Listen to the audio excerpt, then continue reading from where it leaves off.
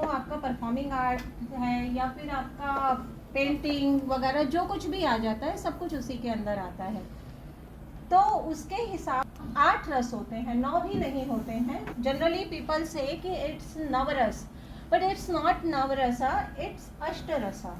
8 रस हैं, लेकिन फिर बाद में कुछ मनीषियों ने ये सोचा कि नहीं, कुछ और भी मिसिंग है, कुछ और होना चाहिए इन सब रसों को शांत करने के लिए।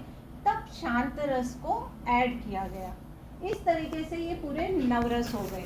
नवरस का सीक्वेंस जो अभी बताया उसके हिसाब से नाट्य शास्त्र में है, लेकिन हर आर्टिस्ट, हर कोई अपने हिसाब से नवरस को प्रेजेंट करता है या अपने अंदर उतारता है। मैंने भी एक स्टोरी याद करके उसके हिसाब से अपने अंदर नवरस को डाला। अब उसके लिए मुझे एक वॉलेंटियर लगेगा, कोई सा भी।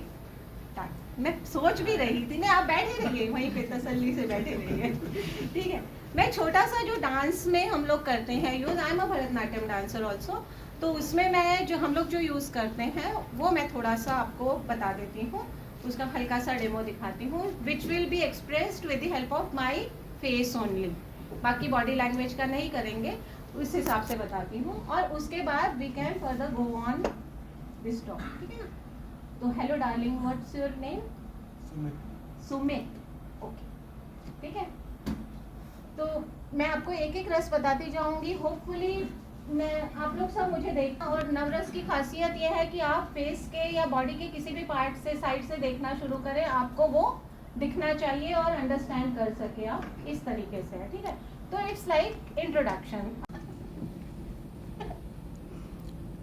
भयानक रस,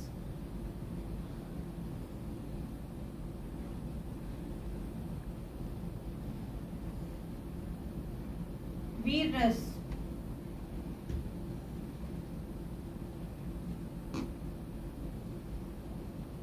करुण रस,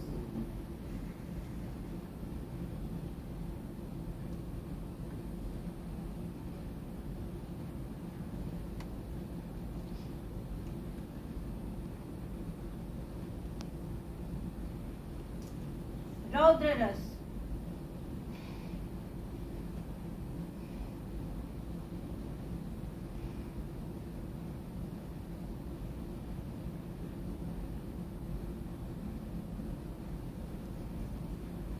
विभत्स रस,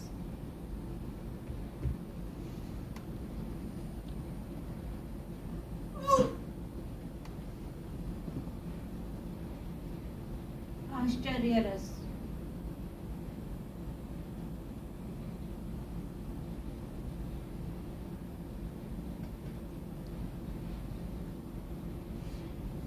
शांत रस,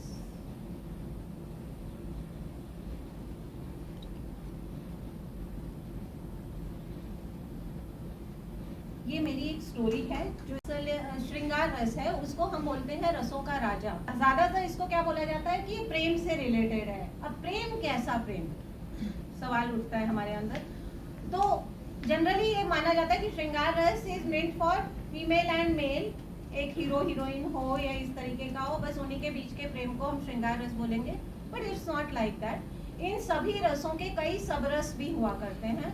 तो उसके अंदर वात्सल्य रस भी प्रेम श्रृंगार रस का ही एक पार्ट है, विरह रस भी श्रृंगार रस का ही एक पार्ट है, आपका भक्ति रस भी श्रृंगार रस का ही एक पार्ट है। इस तरीके से बहुत सारे रस इसके सब पार्ट्स हैं, ठीक है।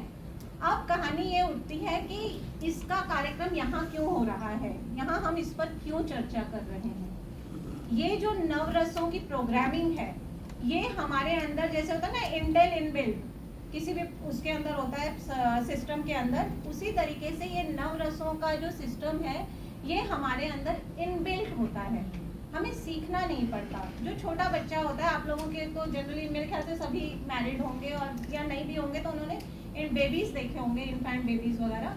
तो वो हंसते भी हैं, रोते भी हैं, खुश होते हैं, नाराज भी होते हैं, सब कुछ वो दिखा पाते हैं, उन्हें कोई सिखाने नहीं आता है। सो दिस इज इनबिल्ट, हमारे अंदर ही होता है।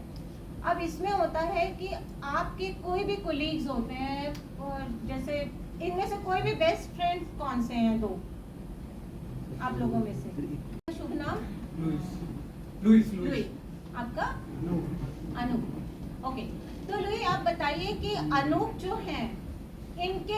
नेचर कैसा है? अगर मैं आपको कहूँ कि इनका नेचर आप एक सेंटेंस में डिस्क्राइब कीजिए तो आप क्या कहेंगे? Caring. And what about him?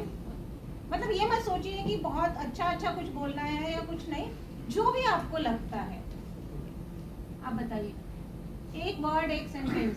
एक सेंटेंस में बोलना था, जो भी मुसीबत में हमको गाइड कर सकता है, मेंटोर सपोर्ट। ओके, मतलब that is also caring kind of thing, है ना?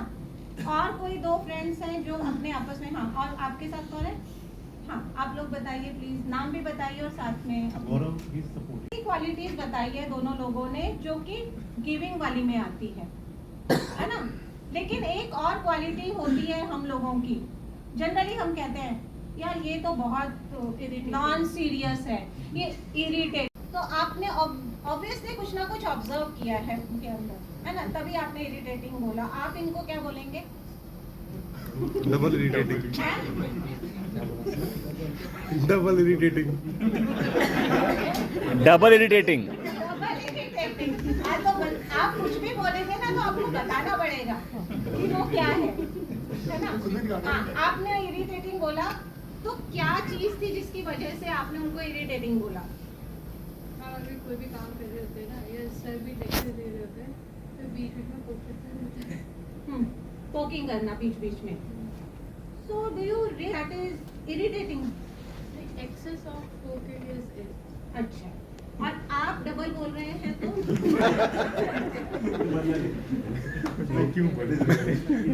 ऐसा बोलना ही मैम फील किया है सर। मैं उसी फील से ही आ रही हूँ। Main it's matter of feel only. Ma'am कोई रीजन नहीं होता इसका ना, कुछ भी कर देते हैं। जैसे कई बार बोलते हैं ना हम, यार घर से लड़के आई होगी तब ये ऐसे पेश आ रही है ना, कोई रीजन ही नहीं, हमें तो पता नहीं, मैंने तो कुछ किया ही नहीं। हाँ वही मैम, मैंने तो कुछ भी नहीं किया, पता नहीं क्यों घर से ही लड़के आई होगी, सिंपल सी बात। इस तरीके से बोला जाता है। तो इरिटेटिंग, आपने कुछ क्वालिटीज देखी। अब यहाँ पे कोई ऐसा भी होगा जो बोलेगा यार बहुत ही नॉन सीरियस है, कि तुम अपने जाके भी दो चुटकुले सुनाएगा। होता है ना, कई लोग जाते हैं, नेचर होता है, करते हैं वो लोग, रोना भी नहीं, वो रोना धोना और इस तरह कुछ वाले वर्ड्स वो यूज नहीं करते हैं, तो उस तरीके के भी होते हैं। तो वो जो इरिटेटिंग, जैसे इन्होंने कहा या आपने भी डबल इरिटेटिंग कहा, सेम ही है, सेम ही राशि होगी मोस्ट प्रोबेबली। तो उसके हिसाब से ये जो इरिटेटिंग वर्ड है, इसका मतलब क्या हुआ कि इसमें कोई ऐसा रस है, ऐसा गुण है। रसा is what? That is colour of life, essence of life, है ना? और इन 9 रसों के अलावा, मेजर 9 रसों के अलावा और कुछ नहीं होता आपके अंदर। इन्हीं के परम्यूटेशन कॉम्बिनेशंस होते हैं लोगों के अंदर, सब में यही मिलेंगे आपको, ठीक है? कुछ लोग होते हैं जिनको आप बहुत कुछ बोल जाओ, कुछ भी बोल जाओ, वो बिल्कुल शांत रहते हैं। हमें इसी बात से गुस्सा आ रहा होता है कि यार सामने वाला बंदा रिएक्ट ही नहीं कर रहा है, ये तो ऐसे ही है, ये तो उल्टे घड़े पे पानी है, उड़द की दाल पे सफेदी है। We use such kinds of words, है ना? बट वो क्या होता है, उनका डोमिनेटिंग रस होता है। आप में 9 रस सब में है। मैम रस मींस इमोशंस। इमोशंस भी आ गए आपके, इमोशंस आ गए, फीलिंग्स आ गई, आप जो महसूस करते हैं। कुछ लोग फिल्म देखते रो पड़ते हैं, देखा? और कुछ लोग रोती चीखती फिल्म में भी हंस के निकल आते हैं। वो रो रहे होते हैं, उस पे भी वो हंस रहे होते हैं। कई लोग होते हैं ना, दोस्त रो रहा होता है तो कहते यार शक्ल देख यार इसके, क्या है यार, ये क्या है, मतलब वो उसके लिए लीस्ट बॉदर्ड होता है इस बारे में कि उसको कोई प्रॉब्लम भी हो सकती है, वो रो रहा है, वो उसमें नहीं घुसते। लड़कियां थोड़ी सेंसिटिव ज्यादा होती हैं, इन्वॉल्व हो जाती तो वो बोलेंगी यार क्या हुआ, यू आर द बेस्ट, यार तेरे साथ ऐसा हुआ ना, I am with you. But boys में मैंने अक्सर ये चीज देखी है पागल लग रहा है यार, हंस रहा है, रो रहा है, मतलब उनके लिए अजीब सी चीज होती है टू एक्सप्रेस। बट ये चीजें सबके अंदर होती हैं। आप सभी उदास होते हैं, हम सभी खुश होते हैं, हम सभी एंगर में भी आते हैं, सब चीजें हमारे साथ होती हैं। लेकिन हम लोग सब चीजें बाहर एकदम से प्रेजेंट नहीं कर पाते हैं। हर कोई नहीं कर पाता है, हर कोई रो नहीं पाता है, हर कोई केयर दिखा नहीं पाता है। फादर को स्पेशली बोला जाता है घर में कि वो केयरिंग शो नहीं करते। माँ तो 10 बार पूछ लेती है, फोन करके भी पूछती है, बेटा खाना खाया तूने? बेटा खा ले, तू खा ले। ऐसा नहीं कि मम्मी वहाँ बिना खाए बैठी होगी, लेकिन फिर भी शी इज कंसर्न। पापा नहीं पूछते हैं, पापा सिंपल ये पूछेंगे कितनी फीस भरनी है, इससे ज्यादा नहीं, बट दैट डजंट मीन कि that guy is not caring. होता है लेकिन ही कैन नॉट एक्सप्रेस। कुछ हम लोगों की अपब्रिंगिंग इस तरीके की है कि हम नहीं दिखा पाते उसको, है ना, हमें वो लिबर्टी नहीं है दिखा पाने की। अक्सर छेड़ने में जैसे होता है ना, श्रृंगार रस पे आते हैं, तो उसके अंदर ऐसा होता है कि लड़के पहल करते हैं, लड़कियां बहुत कम केस में पहल किया करती हैं। तो एक तरीके से सम अनरिटन रूल्स आर देयर कि प्रपोज लड़का ही पहले करेगा, लड़की करेगी तो वो बहुत ही एक्सट्रीम एक्स्ट्रा ऑर्डिनरी होगी, हाइपर जिसको मॉडर्न बोलेंगे वो उस टाइप की होगी। तो जनरली ऐसा बोला जाता है। तो some unwritten rules are also there जो हम लोगों ने मान लिए हैं, हमारी अपब्रिंगिंग के साथ चले आ रहे हैं, ठीक है। तो इसमें अब आते हैं हम मुद्दे पे डोमिनेटिंग, जिसके लिए मैं बोल रही थी कि जैसे उनको अपने इरिटेटिंग का उनको कहा, वो केयरिंग बोल रहे हैं, वो मेंटर बोल रहे हैं, ये लोग भी आपस में क्वाइट केयरिंग है। यानी केयरिंग होने का मतलब आप दूसरे के साथ एम्पैथी रखते हो, आप उसको समझ सकते हो कि आज ये मेरा दोस्त किसी समस्या में है तो मैं उसकी हेल्प करूं कैसे, तो आप एम्पैथी रखते हो, तो आप में वो सॉफ्ट कॉर्नर है, ठीक है ना। तो वो केयरिंग वाला हो गया। मेंटर वाला भी सेम है कि जैसे मैं मेंटर कह रही हूँ तो गाइडिंग ऑल द टाइम, और वहीं मुझे किचन सिंक अप्रोच में मुझे वो मिलते हैं, रिजल्ट्स मिल जाते हैं, ठीक है। तो इस तरीके की हम लोगों के साथ के लोगों के साथ इस तरीके की हमारी एक अंडरस्टैंडिंग या रैपो या हम लोगों की बॉन्डिंग कायम हो जाती है बिकॉज ऑफ देयर नेचर, और उसको हम नेचर भी बोल सकते हैं। तो वही होता है डोमिनेटिंग रसा। अब उसी डोमिनेटिंग रस के हिसाब से वो sometimes it is constructive, sometimes it is destructive. कुछ लोगों को जैसे गुस्सा बहुत ज़्यादा आता है, कुछ लोग होते हैं बहुत ज़्यादा दब जाते हैं, बहुत सप्रेस करते हैं। वो extreme of anything is not good, है ना। हम कई लोग होते हैं कंट्रोल ही नहीं होते हैं, लड़ाई में हो गए तो सीधा आस्तीन तान के वो होते हैं, बेचारा अगला बंदा कुछ अभी समझ भी नहीं पाया है कि उनकी आस्तीन तन जाती है। कुछ होते हैं आप उनको कुछ भी बोलो कुछ फर्क ही नहीं पड़ता, वो कितने भी कैलिबर वाले हो, कितने भी टैलेंटेड हो, लेकिन लोग उनको टेकन फॉर ग्रांटेड ही लेते हैं। तो extreme of everything is bad, similarly इसमें भी है। तो हमें क्या करना होता है कि हमें हमारा डोमिनेटिंग रसा पहले तो समझना होता है कि मैं एक्चुअल में कैसा हूँ। 4 तरीके की चीज होती है, एक ही बंदे को 4 तरीके से डिस्क्राइब किया जा सकता है। एक वो, मान लो आप लोग सब हैं, मैं हूँ, तो जैसे मैं अपने बारे में कुछ ऐसी चीजें हैं जो मैं अपने बारे में जानती हूँ और उसके लिए बाहर का कोई दूसरा बंदा नहीं जानता है। कोई क्वालिटी ऐसी होगी, कोई रस मेरे अंदर ऐसा होगा जो सिर्फ मैं ही जानती हूँ, दैट इज सीक्रेट, और कोई नहीं जानता है। दूसरा होता है कि जो दूसरा भी जानता है और मैं भी जानती हूँ कि मैं ऐसी ही हूँ। तीसरा होता है कि शायद मैं नहीं जानती लेकिन सामने वाला ऑब्जर्व करके उसे समझ सकता है कि इसमें ये है। और चौथा होता है जो मैं भी नहीं जानती, वो भी नहीं जानता, वो एक्सट्रीम केसेस में ही हमारे अंदर से निकल के आता है, डेयरिंग सॉर्ट ऑफ वगैरह जो होता है, तो वो हमारे उसमें एकदम से निकल के आता है। हमें खुद को हैरानी होती है आफ्टर परफॉर्मिंग कि यार ये मैंने कैसे कर दिया, मैंने तो कभी सोचा ही नहीं था कि मैं ऐसा कुछ कर भी सकता हूँ। तो हमें वो आराम से बैठ के पहले ये सोचना है कि हम कहाँ किस तरीके से रिएक्ट करते हैं, खुद को स्टडी करके। उसके बाद अपना एक डोमिनेटिंग रसा जो है उसको रिकॉग्नाइज करना है, और फिर क्योंकि वो dominating rasa is our actually power, हमारी पावर होती है, तो उस रस को हमें पॉजिटिव कंस्ट्रक्टिव डायरेक्शन में चैनलाइज करना है। With the help of that we can balance our personal and professional life. Ma'am किसी का डोमिनेटिंग रस एंगर हो तो उसको उसे कंट्रोल करना है ना, जिसका नहीं है उसको थोड़ा अपबूस्ट करना है, जिसका बहुत ज्यादा है उसको हम लोग बोलते हैं ना कि 10 तक काउंट कर ले यार मुंह खोलने से पहले, मतलब फाइंड करना है आपने क्या पहले, अपने को पहले तो you have to find it out, और उसको ईमानदारी से एक्सेप्ट करना है। मुझे गुस्सा आता है, 4 लोग बोल चुके हैं मुझे, लेकिन मैं नहीं मानने को तैयार,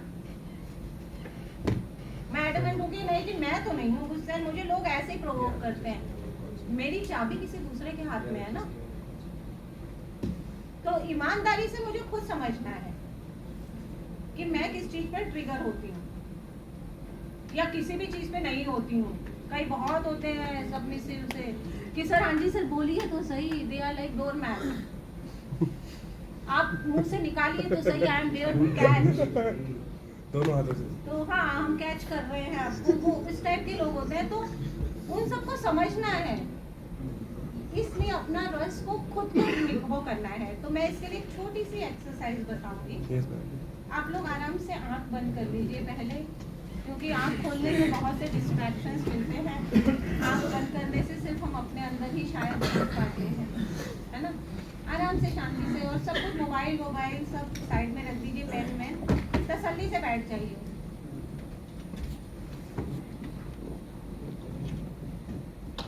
रेडी? आंख बंद कर लीजिए बिल्कुल।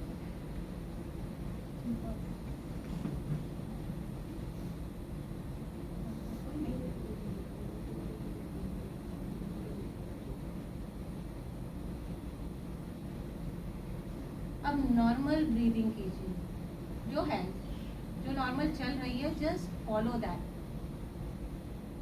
आप सांस कैसे ले रहे हैं,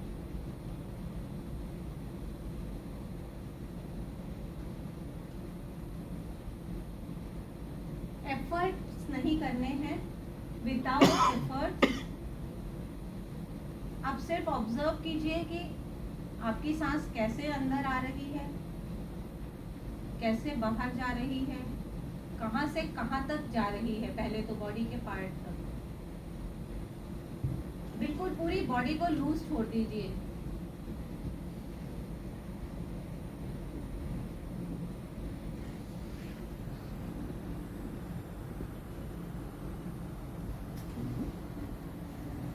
अब सांस भरिए पूरा तेजी से, फुल। जहां तक सांस लंबी आपके अंदर जा सकती है वहां तक आप ले जाइए। फिर सांस एक्सहेल कीजिए, पूरी निकाल दीजिए। इंश्योर कीजिए कि पूरी कार्बन डाइऑक्साइड आपने निकाल दी। फिर सांस लीजिए लंबी, जितनी लंबी आप ले सकते हैं, and follow that is more important. Then exhale.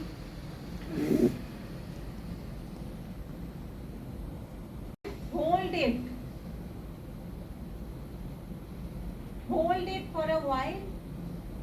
Then exhale. पूरी तरह exhale होने के बाद again hold it. आप बिल्कुल breathless, बिल्कुल अंदर कुछ जो belongings आप Yes.